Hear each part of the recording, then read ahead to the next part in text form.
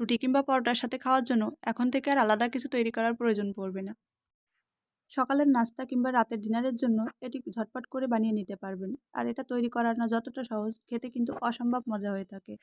রুটি কিংবা পরোটার সাথে খাওয়ার জন্য আলাদা করে কিছু তৈরি করার প্রয়োজনও পড়ে না। চলুন তাহলে আমাদের আজকের রেসিপিটি তৈরি করার জন্য কী কী উপাদান লাগছে সেটা দেখে নেওয়া যায়। তো প্রথমে আমি একটা পাত্রে নিয়ে নিচ্ছি 1.5 কাপ পরিমাণে আটা, আর দিয়ে দিচ্ছি খুবই সামান্য পরিমাণে একটু লবণ, আর এখন অল্প অল্প জল দিয়ে এটা একটা ব্যাটার তৈরি করে নেব।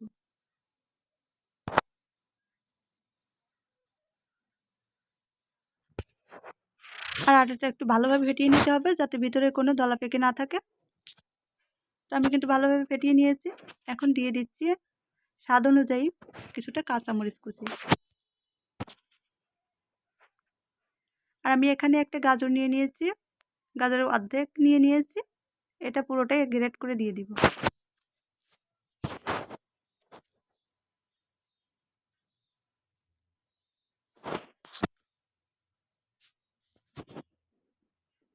এখন দিয়ে দিচ্ছি 1/2 চামচ পরিমাণে জিরার গুঁড়া।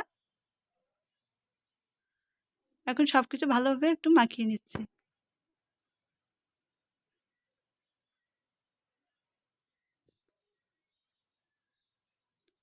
আর আমার কাছে মনে হয়েছে আরও কিছুটা লবণের প্রয়োজন, তো আমি আর একটু লবণ দিয়ে নিলাম।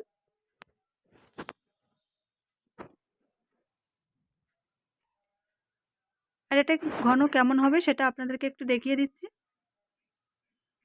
দেখেন অনেক বেশি পাতলা কিন্তু হবে না।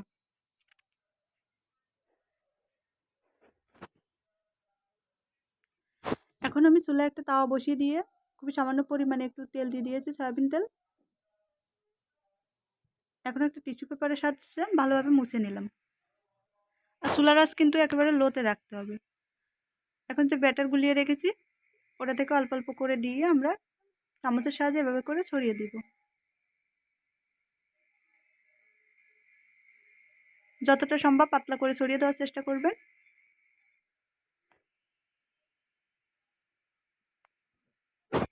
এখন চুলার আঁচ একেবারে লোতে রেখে আমরা কয়েক সেকেন্ড অপেক্ষা করব।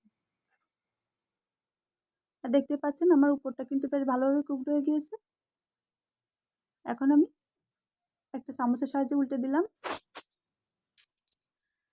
আর যখনই দেখা যাবে দু সাইডটাই ভালোভাবে কুকড হয়ে গিয়েছে তখন আমরা চুলার আঁচ মিডিয়াম টু হাইটে রেখে তারপরে এটা অনবরত উল্টে পাল্টে ভেজে নিব।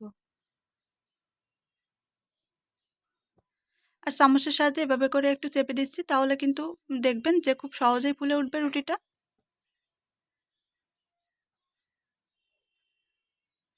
তো দেখতেই পাচ্ছেন রুটিটা কিন্তু বেশ ভালোভাবেই ফুলে উঠেছে, তার মানে কিন্তু আমার দু সাইডটাই কিন্তু বেশ ভালোভাবেই ভাজা হয়ে গিয়েছে আর ভিতরটাও কিন্তু কাঁচা নেই।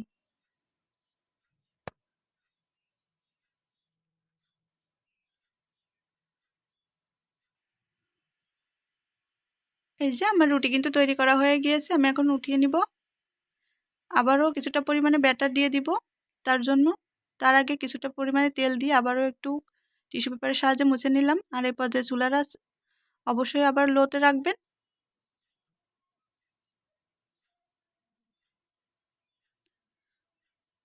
তো আমি আবারও কিছুটা পরিমাণে ব্যাটার দিয়ে চামচের সাহায্যে আবারও এভাবে করে একটু পাতলা করে ছড়িয়ে দিচ্ছি সব দিকে। আর এক সাইডটা যখন কুকড হয়ে যাবে তখন আমরা উল্টে দিয়ে অন্য সাইডটাও কুক করে নিব।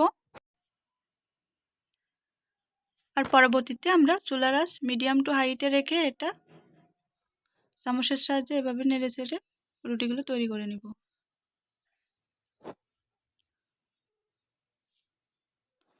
তো এরই মধ্যেই কিন্তু তৈরি হয়ে গেল আমার গাজরের মশলা রুটি।